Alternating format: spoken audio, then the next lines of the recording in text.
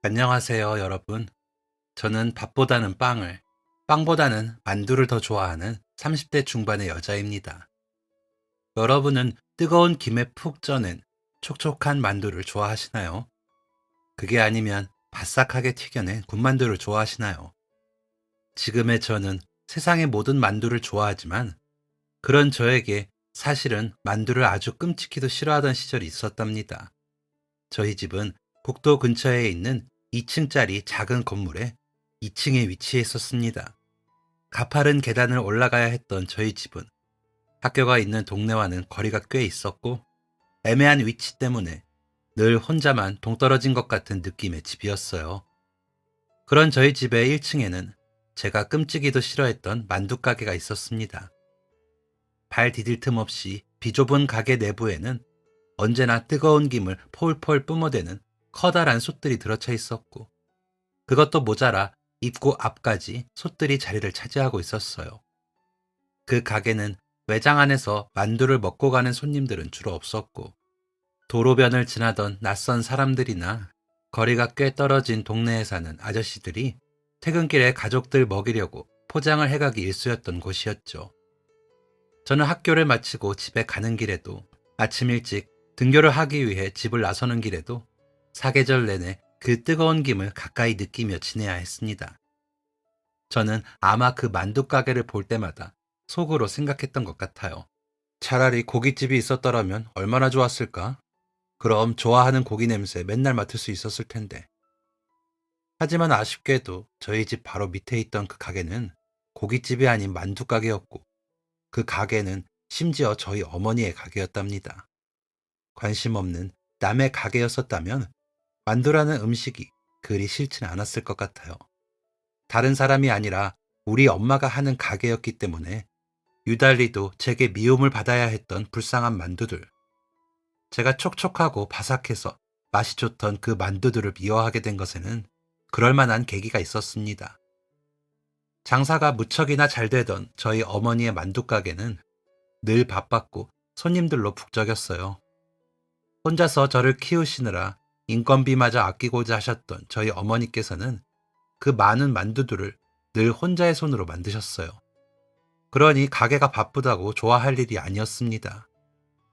어머니께서는 바로 위층이 당신의 집임에도 불구하고 집에 들어오실 시간이 없을 정도로 바쁜 나날을 보내셨습니다. 새벽 일찍 가게로 나가 청소와 그날 하루 판매할 만두를 만드는 일을 시작하셨고 밤 늦은 시간에는 가게 문을 닫은 후에도 여전히 부엌 한편에서 다음날 팔아야 할 속재료들과 만두피를 준비하셔야 했거든요. 그러니 아주 어린 나이부터 쭉 저는 혼자 보내는 시간이 많았습니다.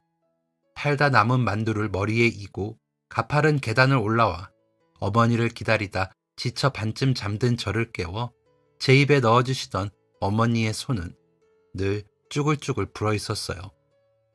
어린 나이에는 어머니의 손에 잡힌 불어터진 주름들보다 남들처럼 엄마와 함께 보낼 수 있는 시간이 없다는 것이 싫어서 그래서 만두 가게가 싫었던 것 같아요.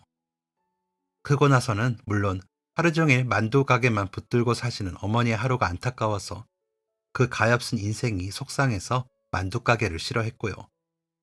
죄 없는 만두는 그렇게 제가 자라는 내내 저에게 미움의 대상이 되었답니다. 어머니께서 그토록 만두 가게에 열과 성을 다하셨던 것은 아이러니하게도 바로 저 때문이었습니다. 어머니의 곁에 유일하게 남은 단 한 명의 가족이 저였거든요. 제가 부모님과 겨우 대화를 시작할 수 있게 되었을 무렵 저희 아버지께서는 세상을 떠나셨어요. 어쩌면 살아있었더라면 지금 제 옆에서 가장 친한 친구가 되어 있을지 모를 제 동생과 함께 말입니다. 이제 막 걸음마를 뗀 동생을 태우고 가던 아버지의 차량에 들이닥친 불의의 사고 때문이었습니다. 그 후 어머니께서는 사람의 모습이 아니었습니다.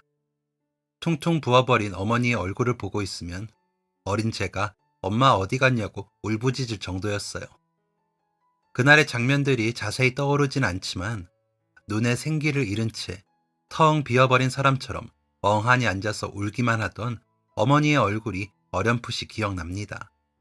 그 기억이 아무리 어렴풋하다고 해도 아마 저는 영영 기억에서 지워내지 못할 장면이 아닐까 생각해요. 그만큼이나 어머니께서는 고통스러워하셨고 제대로 된 이유도 감정도 잘 알지 못하던 저는 어머니의 그런 모습이 두려워 공포심을 품고 따라 울기 바빴으니까 말입니다. 그런 잔인한 시간들 후에도 저희의 시간은 마치 예정되어 있었다는 듯이 잘도 흘러갔습니다. 그전까지는 제법 통통하고 건강해 보이던 어머니께서는 살이 쏙 빠져 마른 몸이 되시고 말았지만 말이에요. 시간이 잘 흘러갔고 그렇게 저희는 무슨 일이 있었냐는 듯 살아가야 했습니다. 물론 사랑하는 남편과 아들까지 잃은 어머니의 마음은 그렇지 못하셨겠죠. 그래서 어머니께 참 감사합니다. 한순간에 사랑하는 두 남자를 잃은 어머니께서 절망감에도 두려움과 막막함에도 결코 저의 손을 놓지 않으셨으니까요. 물론 그 감사한 마음을 너무 늦게 깨달아 버렸다는 것이 저의 큰 죄악입니다.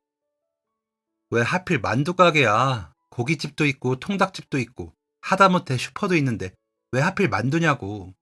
그리고 학교랑은 또 왜 이렇게 멀리 살아야 하고 왜 매일 이 계단으로 집에 올라가야 하는 건데. 사춘기 시절 어머니께 마음의 비수가 될 만한 말들을 서슴없이 쏟아대는 쓰레기였습니다. 그렇게나 바쁘신 시간을 쪼개어 삼시세끼 밥을 다 챙겨주시고 빨래며 집안일까지 다 해내셨던 어머니의 수고스러움을 전혀 몰랐거든요. 엄마한테 그러면 안 된다. 일러주던 친구들의 말도 기분 나쁘게만 들렸습니다. 네가 몰라서 그런다고, 겪어본 적 없어서 그런다고, 모르면 말을 말라고 도리어 친구들에게 성질을 부리곤 했었어요. 그 시절 어머니께서 저를 먹여 살리기에 자신 있었던 것은 아무것도 없었다고 합니다.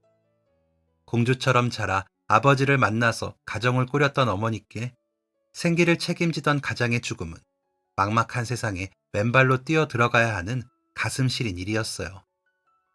그래도 제 끼니를 챙기기 위해 뭐라도 사보겠다고 시장에 들르셨던 어머니의 눈에 작은 리어카를 끌고 마실 것을 팔던 젊은 아주머니가 들어왔다고 합니다.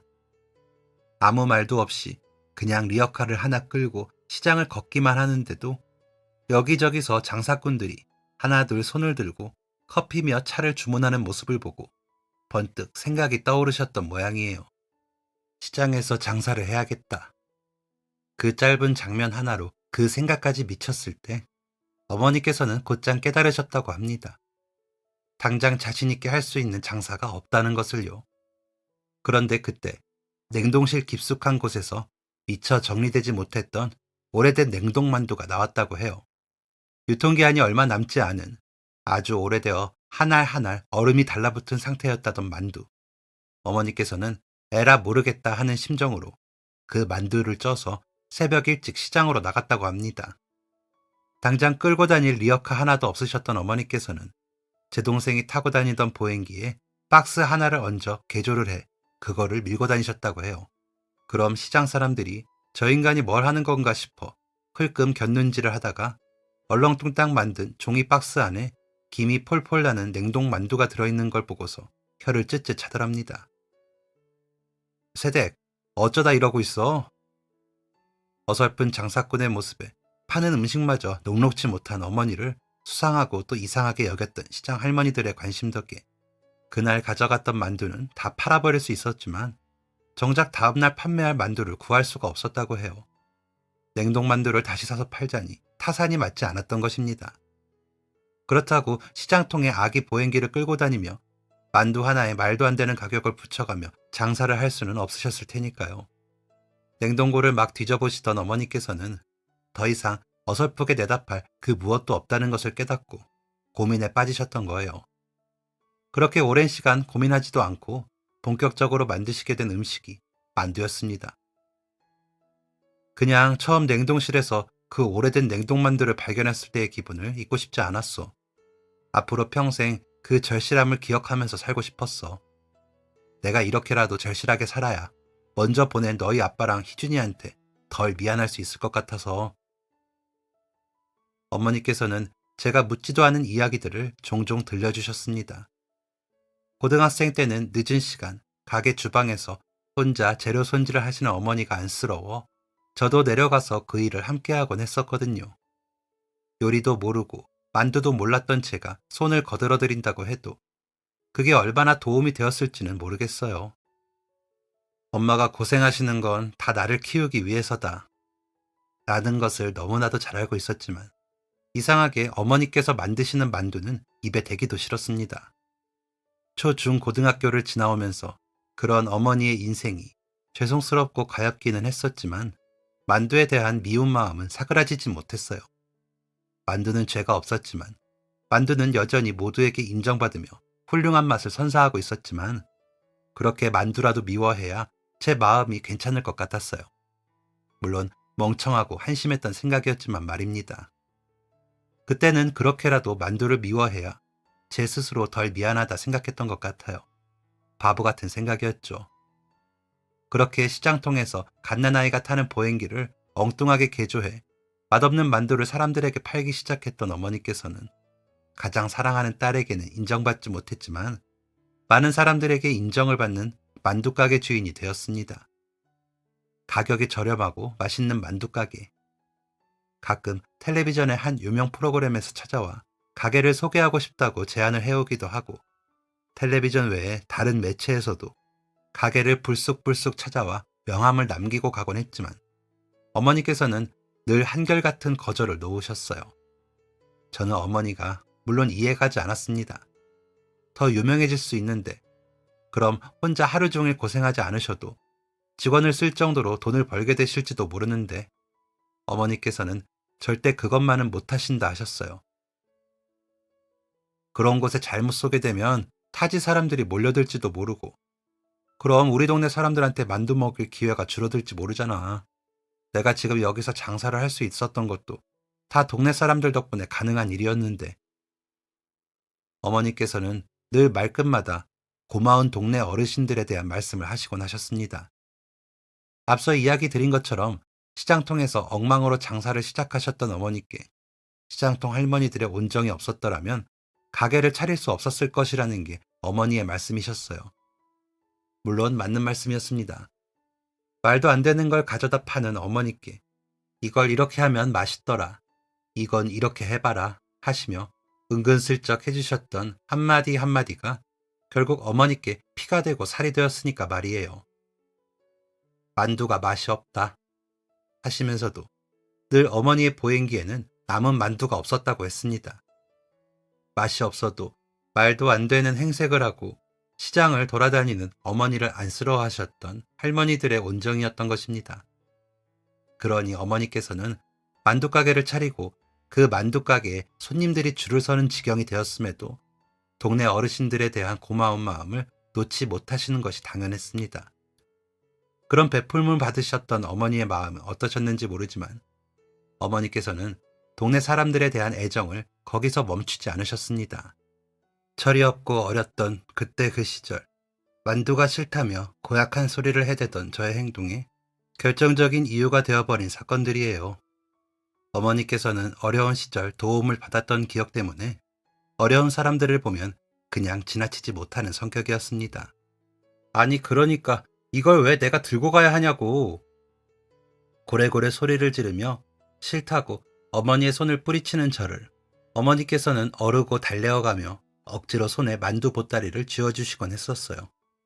저희 학교가 시골 학교이기도 하고 근처에 어렵게 사는 집들이 많아 저희 학교에도 어려운 친구들이 많았었거든요. 소풍이나 어디 체험학습이라도 떠나거나 학교에 아주 작은 행사라도 있다 하면 어머니께서는 만두를 한 보따리 싸서 제 머리 위로 이어주시곤 했습니다. 키가 크고 힘이 세지면서 더 이상 창피한 보행기는 끌고 다니지 않아도 되는 상황이 되었지만 도리어 머리 위에 세숫대야만큼이나 큰 보따리를 짊어지고 학교를 가야 하는 상황은 더 최악이었어요. 창피하고 미칠 노릇이었습니다. 그래도 어머니의 고집은 끝내 꺾을 수가 없었습니다. 너는 그렇게 끔찍하게 싫어하는 엄마 만두, 너희 반 은정이랑 채석이는 얼마나 좋아하는 줄 아니? 그렇게 좋아하는 만두 한 달에 한 번도 쉽게 못 사 먹는데 이럴 때 친구 엄마가 만두집 사장이니 얼마나 좋아? 너 먹으라고 주는 것도 아니고 친구들하고 먹으라고 주는 건데 왜 그렇게 싫다는 거야? 너 안 가져가면 엄마 그 만두 그대로 쓰레기통에 다 버릴 테니까 그렇게 알아. 제가 아무리 만두에 화풀이를 하고 창피함에 몸부림을 치더라도 어머니께서 하시는 말씀이 다 옳은 소리라는 걸 이미 다 알고 있었으니까요. 차마 거역할 수 없는 어머니의 말씀에 저는 싫어서 온갖 짜증과 행패를 부리다가도 끝내는 머리에 만두 보따리를 들고 학교를 향했죠. 친구들은 그런 저를 부러워했습니다. 너무너무 맛있다고. 너는 엄마가 매일 이렇게 맛있는 만두 해주는 거냐고. 저는 그런 말들이 하나도 고맙지 않았어요. 참 못난 시절이었습니다. 무슨 행사가 있다고 하면 언제나 가장 먼저 발벗고 나서서 당신 몸 상하는 줄도 모르고 열심히 만두를 만들던 어머니.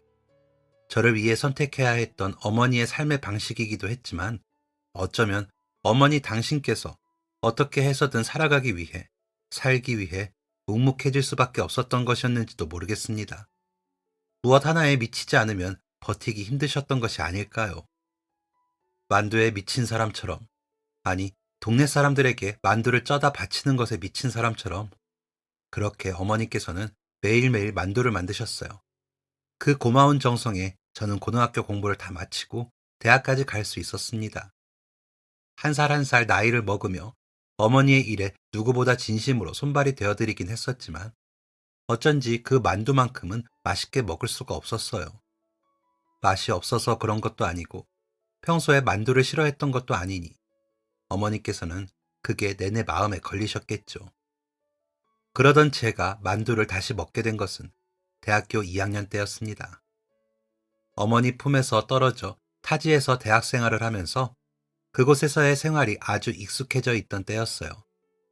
처음에는 자주 찾아가던 본가에 점점 발길을 끊게 되고 나중에는 학교 생활하느라 바쁘다는 핑계로 어머니께 연락도 잘 드리지 못했습니다.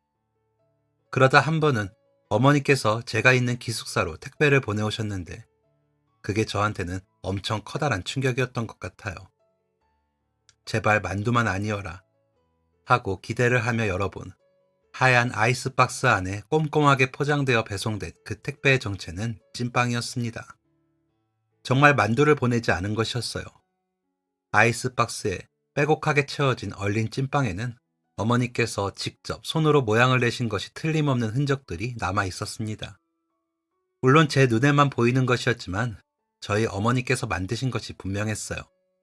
아무런 메모 한 장도 없이 연락 한 통도 없이 달랑 도착한 찐빵이 의아하고 당황스러웠던 저는 확인하자마자 어머니께 전화를 걸었습니다.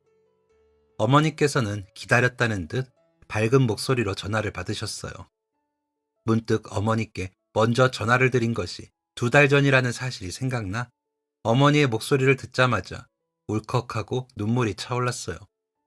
그래도 우는 목소리를 들려드리고 싶진 않아 헛기침을 하며 잠긴 목을 깨웠습니다. 엄마, 택배 이거 뭐야? 어머니께서는 한참 웃는 소리를 내시다가 택배를 보내야만 우리 딸의 목소리를 들을 수 있는 거냐며 토라진 말씀을 하셨어요. 그 말씀에 죄책감이 들어 또 눈물이 차올랐지만 우는 소리를 들려드리고 싶지 않은 마음에는 변함이 없었습니다. 사랑하는 딸이 눈물을 흘리길 바라는 마음으로 하신 소리는 아닐 테니까요. 희연이 네가 어릴 때부터 엄마 만두는 입에도 안 대니까. 야, 다른 사람들은 하나같이 엄마 만두가 맛있다고 난리인데 정작 가장 먹이고 싶은 딸이 싫다 하니 속상했어. 그렇다고 먹기 싫다는 만두를 억지로 먹일 수도 없는 노릇이고. 근데 얼마 전에 너만한 여자애들이 편의점에서 찐빵을 호호 불면서 먹는 게 눈에 보이는 거야. 그걸 보는데 엄마가 너한테 어찌나 미안하던지. 우리 딸은 밥보다 빵을 더 좋아하던 꼬마였는데 만두가 아니라 찐빵 가게였으면 우리 딸이 참 좋아했을 텐데. 그래서 엄마가 찐빵 만들어 보냈어. 우리 딸 희연아, 찐빵은 먹을 거지? 냉동실에 넣어두고 먹고 싶을 때마다 하나씩 전자레인지에 돌려 먹어. 친구들이랑 나눠 먹어도 좋고. 우리 공주 입맛에 맞을지 모르겠다. 밥보다 빵을 좋아하던 딸이었다고. 제 또래 여자애들이 찐빵을 먹는 걸 보며 저를 떠올리셨을 어머니를 생각하니 눈물을 참을 수가 없었습니다. 그냥 만두 주시는 대로 맛있게 잘 먹을걸. 별것 아닌 걸로 어머니께 온갖 히스테리를 부렸던 제 자신이 너무너무 미웠습니다. 이제 만두가 아니라 제 자신이 가장 미운 존재가 되었어요. 참지 못하고 흑흑거리는 우는 소리를 내니 전화 너머 어머니의 목소리에도 물기가 서리는 것이 느껴졌습니다. 무슨 일 있느냐고, 학교 생활이 힘드냐고 물어오시는 어머니께 더 미루고 싶지 않은 진심을 전했습니다. 엄마, 나 사실 엄마 만두 맛있었어. 미안해. 이상한 걸로 고집 부려서. 보내주신 건 친구들이랑 맛있게 나눠 먹을게. 우리 엄마가 만든 거라고 자랑도 많이 할게. 미안해, 엄마. 못난 딸 때문에 상처 많이 받았지? 울면서 뒤늦은 진심을 전하는 저의 질문에 어머니께서는 끝내 대답을 하지 못하셨습니다. 한참 아무 말도 없이 계시는 전화기 너머 어머니의 표정이 어떨지 생각하니 가슴이 미어졌어요. 왜 그랬을까요? 저는 정말 왜 그랬던 걸까요? 죄 없는 만두를 미워한 게 아니라 이유 없이 어머니를 힘들게 했던 제가 미웠습니다. 어머니께서는 손님이 오셨다며 서둘러 전화를 끊으셨고 저는 한참이나 어머니와 통화를 하던 그 자세 그대로 아무것도 하지 못하다가 서둘러 찐빵을 꺼내어 데워대기 시작했습니다. 기숙사에 딸랑 하나 있던 전자레인지를 수십 번 돌리고 나니 어머니께서 보내주신 찐빵을 다 데울 수 있었어요. 그 옛날에 하던 것처럼 따뜻하게 데워진 찐빵들로 가득 채운 아이스박스를 머리에 이고 친구들을 찾아갔습니다. 본가에서 어머니께서 직접 만드신 찐빵이라고 너희들하고 나눠 먹으라고 보내주셨다고 동기들뿐만 아니라 선배들까지 찾아가 일일이 하나하나 전해주었어요. 생소한 광경에 몇몇이 이상한 표정으로 저를 바라보는 것도 알았지만 하나도 창피하지 않았습니다. 그동안 어머니께서 만드신 만두를 창피해했던 저에 대한 뒤늦은 반성이었어요. 다음 날 저는 전화를 걸어 어머니께 말씀드렸어요. 주말에 집에 내려가겠다고 말입니다. 그리고는 집에 도착하자마자 어머니의 만두를 맛보았습니다. 정말 맛있었어요. 어머니께서는 허겁지겁 만두를 먹는 제 머리를 쓰다듬으며 웃으셨어요. 희연아, 엄마 상처 하나도 안 받았어. 정말이야. 이렇게 만두 맛있게 먹는 딸이 세상에 어디 있다고 엄마가 상처를 받겠어? 그러니까 이제 잊어버려. 엄마는 지금 세상 누구보다 행복하거든. 늘 고생하시던 어머니를 행복하게 만들 수 있는 사람은 세상에 나 하나뿐임을 미처 알지 못했습니다. 다 떠나고 유일하게 세상에 존재했던 어머니의 행복은 다름 아닌 저였음을 너무 늦게 깨달았습니다. 수년 동안 어머니께서는 그걸 알지 못하는 저를 보며 얼마나 힘들고 아프셨을까요? 만두를 먹는 딸을 보며 세상 누구보다 행복하다고 웃어 보이는 어머니께 그동안 저질렀던 끔찍한 불효를 씻어내고 싶었어요. 비록 학생이라는 신분에 수중에 돈도 없고 화려한 효도는 꿈도 꿀 수 없었죠. 그래서 제가 해드릴 수 있는 것 중에 어머니께서 제일 좋아하실 만한 일이 무엇인가를 고민했습니다. 그리고 그렇게 다시 기숙사로 돌아가는 날, 새벽부터 어머니를 깨워 만두를 쪄달라고 졸라댔어요. 몇 개 쪄줄까? 묻는 어머니께 30개를 쪄달라고 말씀드리니 깜짝 놀라시더군요. 차라리 찌지 말고 그냥 가져가서 먹고 싶을 때마다 익혀 먹으라고 하시면서 말입니다. 한꺼번에 쪘다가 냉장고에 넣어두면 시간이 지나 상할 것이라고 말이에요. 하지만 제 생각은 달랐습니다. 제가 다 먹을 생각은 아니었거든요. 기숙사에 마땅히 만두를 찔 도구가 없기도 했었고 친구들에게 이왕이면 어머니께서 직접 쪄주신 만두를 맛보게 해주고 싶었습니다. 그게 아니라 친구들하고 나눠 먹으려고. 도착하자마자 바로 먹을 거니까 괜찮아. 그렇게 안 된다고 만류하는 어머니를 모른 채 하고 저는 손잡이가 달린 냄비에 찐만두를 차곡차곡 담아 버스에 올랐어요. 버스 창문에 어렴풋이 비친 제 모습이 조금 우스꽝스럽긴 했지만 꼭 친구들이 맛있어 했다는 말을 어머니께 전하고 싶었습니다. 그리고 역시나 예상했던 대로 친구들은 어머니의 만두를 맛있게 먹어주었어요. 그 후 저는 시간이 나지 않아도 시간을 만들어서 본가로 내려갔습니다. 어머니와 함께 하루 종일 만두 가게에 붙어 있어야 했지만 그런 시간들이 저희 두 모녀에게 얼마나 소중한 시간인지를 깨달았지요. 그렇게 대학을 졸업하고 회사에 취업을 하고 난 후에도 저희 모녀의 일상에는 큰 변화가 일어나진 않았습니다. 주말이면 두 번에 한 번꼴로 본가에 내려가 가게 일을 도우며 어머니와 시간을 보냈고, 어머니께서는 이제 직원이라도 구하시는 게 어떻겠느냐는 저의 말을 묵살하시고 여전히 혼자 가게를 꾸려가고 계셨죠. 그렇게 평범하고 잔잔했던 일상의 평화가 깨진 것은 불시에 찾아온 교통사고 때문이었습니다. 새벽에 걸려온 전화에 예감이 좋지 않아 불이 나게 받았더니 병원이라고 하더군요. 어머니께서 교통사고로 병원에 계신다고 상황이 좋지 못하다는 전화였습니다. 잠옷차림 그대로 옷을 갈아입을 생각도 하지 못하고 택시 기사님께 사정을 해 고향으로 달려갔습니다. 새벽녘 낯선 병원의 풍경 속에서 의식 없이 누워 계시는 어머니를 보았을 때 정말 하늘이 무너지는 것 같았어요. 어떻게 된 상황인지, 어쩌다 그렇게 되신 건지 상황을 채 정리하기도 전에 어머니의 수술 동의서에 사인을 해야 했습니다. 무엇보다 어머니께서 다시 눈을 뜨는 것이 가장 중요했어요. 그리고 가혹하게도 세상은 저의 간절한 기도를 들어주지 않았고, 어머니께서는 그렇게 하늘나라로 가버리셨습니다. 너무나도 갑작스럽고 믿기지 않는 일이었습니다. 전날 저녁까지만 해도 어머니와 통화를 하며 목소리를 들었습니다. 그런데 채 하루도 지나기 전에 그런 일이 일어나다니 받아들이기 힘들었어요. 그래서 하늘에 대고 원망도 많이 했습니다. 아버지와 동생을 교통사고로 데려간 것도 모자라 어머니까지 교통사고로 눈을 감게 하시는 거냐고. 대체 우리 가족에게 왜 그러는 거냐고 말이에요. 그리고 못난 생각일지 몰라도 어머니의 장례를 다 치르고 다시 제 자취방으로 돌아가는 길에 제 몸을 실은 버스에서 생각했었어요. 그냥 이대로 부모님과 동생이 그러하셨던 것처럼 저도 교통사고로 이 세상을 떠날 수 있으면 참 좋겠다고 말입니다. 힘든 시간은 계속되었습니다.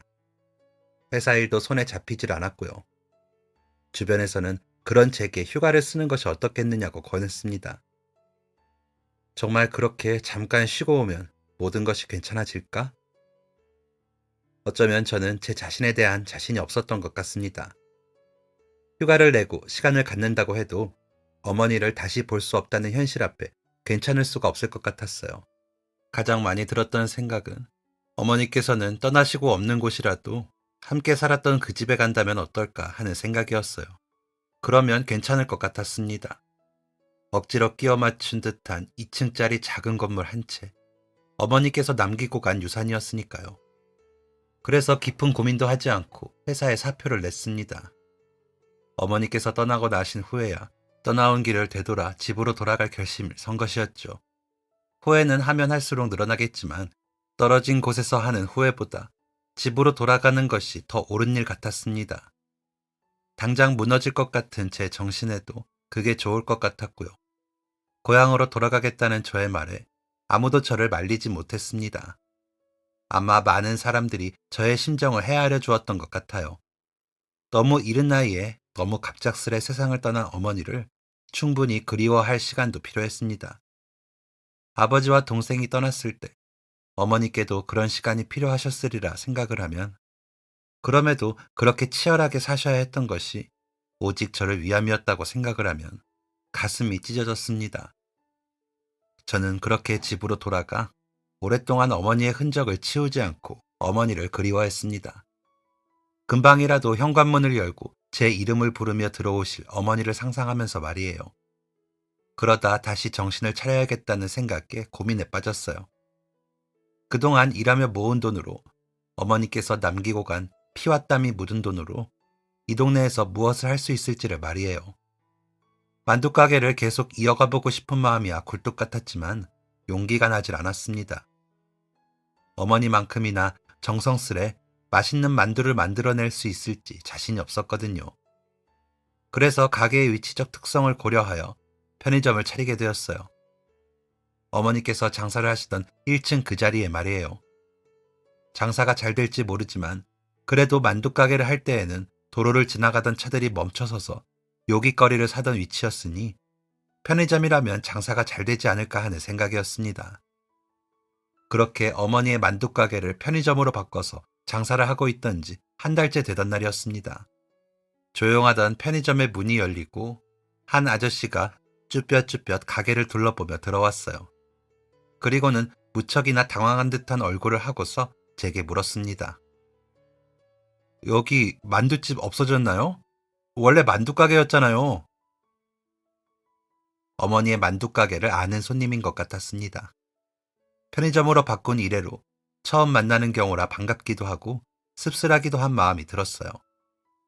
고개를 끄덕이며 한 달쯤 전부터 편의점으로 바뀌었다고 대답을 했더니 그 아저씨가 무척이나 좌절하기 시작했습니다. 아휴, 이거 큰일 났네. 혹시 다른 데로 옮긴 건가요? 어디로 가셨는지 알 수가 없을까요? 정말 절망스럽다는 듯 간절한 표정의 그 아저씨의 질문에 뭐라고 답을 해야 할지 모르겠더군요. 그냥 솔직하게 말하지 않으면 안 될 것 같았습니다. 그래서 여전히 입 밖으로 꺼내기 힘든 마음을 꾹 누르며 아저씨께 말했어요. 제가 만두가게 딸이었고 얼마 전 어머니께서 돌아가셨다고 말입니다. 그랬더니 아저씨가 진심으로 안타깝고 속상해하며 말했습니다. 저희 어머니께서 이 집 만두만 드시겠다고 식음을 전폐하고 계세요. 그래서 칼같이 주기를 지키지는 못하더라도 한 달에 한 번꼴로 꼭 여기 와서 만두를 사갔었는데 저희 어머니의 만두만 드시겠다고 식음을 전폐하기까지 하시다니 저도 놀라지 않을 수가 없었어요. 어머니께서 돌아가신 이야기를 전해야 한다는 슬픔은 잠시 뒤로 하고 아저씨의 상황에 귀를 기울였습니다. 그렇게 알고 보니 그 아저씨의 어머니와 저희 어머니는 작은 인연이 있는 사이였더군요. 몇 년 전 그 할머니와 아들은 친척의 장례식장을 다녀오는 길에 화장실 용무가 급해져 급히 어머니의 만두가게 앞에 차를 멈춰 세웠다고 했습니다. 커다란 솥에 만두를 찌던 어머니께 다급하게 다가가 화장실을 이용할 수 있느냐고 물으셨다고 해요. 할머니께서 그렇게 말씀하시니 어머니께서는 당장 문을 열고 화장실로 안내해드렸고 얼마 후 화장실에서 나오신 할머니께서 어머니께 그러셨다는군요. 장사 중인 가게의 화장실을 이용했으니 이용료를 지불하겠다고 말입니다. 어머니께서는 제 예상대로 그게 무슨 소리냐고 그런 건 받지 않는다고 한사코 거절을 하셨나 봐요. 근데 그 언쟁이 좀 길어졌었나 봅니다. 서로 끝까지 사용료를 내겠다고 하고 끝까지 거절을 하며 실랑이를 펼쳤다고 해요. 한참 옥신각신을 하다 어머니께서 할머니의 고집에 두 손 두 발을 들고 그렇게 말씀하셨다고 합니다. 아유, 이 어르신 고집 못 걷겠네 정말. 그럼 이용료 받을 테니 만두라도 가져가세요. 그건 괜찮으시죠? 생긴 건 못나도 저희 집 만두 맛있어요. 제가 드릴 건 만두뿐이네요. 가져가서 드셔보세요. 어머니께서는 결코 지지 않으시고 할머니께 이용료를 받는 대신 만두를 싸드렸다고 했어요. 그 대목에서 어머니의 말투가 떠올라 웃음이 났습니다. 말씀은 그렇게 하셔도 속으로 그 할머니 때문에 무척 당황하셨을 것이 눈에 환했거든요. 그렇게 저희 어머니의 고집에 할머니께서도 못 이기는 척 만두를 받아가셨다고 해요. 그런데 그 만두가 할머니 입맛에 잘 맞으셨던 것입니다. 할머니께서는 저희 어머니의 만두 맛을 잊지 못하셨고 그 후로는 멀리서 가끔 아드님이 찾아와 만두를 사가셨다고 해요. 늘 제가 올 때마다 제 얼굴을 기억하시고는 두 번쯤면 맛이 없으니 집에 가서 쪄먹으라며 조리 안 된 만두를 포장해 주셨어요. 사소한 부분인데도 정말 차이가 있더라고요. 저희 어머니께서 그 만두를 정말 좋아하셨어요. 어머니 성격에 당신의 만두를 좋아해 주시던 손님에게 조금이라도 더 맛있는 상태로 마음을 전하고 싶었던 것 같았어요. 그 사소한 것을 아저씨는 기억해 주고 있었고 말입니다. 그 할머니와 어머니 사이에 있었던 그런 사연을 들으니 차마 그 아저씨를 그냥 돌려보낼 수가 없었습니다. 만두를 가져가실 수 있도록 해드리고 싶었어요. 어머니 손맛이 날지는 모르겠지만 제가 한번 만들어 드릴게요. 겁도 없이 그 할머니를 위해 직접 만두를 만들어 보겠다고 선언하고 말았습니다. 내일 다시 오시겠어요? 편의점을 교대자에게 인수하고 시장을 봤습니다. 집으로 돌아와 그간 어머니를 도와 만두 소며 피를 함께 만들었던 기억을 더듬고 어머니의 오래된 수첩에 적힌 상세한 레시피를 읽어내려가며 느리지만 만두를 만들기 시작했어요. 만들면서 먹어본 만두에는 제가 아는 어머니의 손맛이 느껴지지 않는 듯 했어요. 다음날 다시 편의점으로 찾아온 그 아저씨께 만두를 전달하며 솔직하게 말씀드렸죠. 최대한 어머니께서 하신 대로 토시 하나 틀리지 않고 해보긴 했는데 어떨지 모르겠어요. 그 손맛이 날지. 그래도 이렇게 찾아와 주신 게 너무 죄송하고 감사해서 빈손으로 가시게 할 수는 없잖아요. 만두를 받아든 아저씨는 제게 연신 고맙다는 인사를 하셨습니다.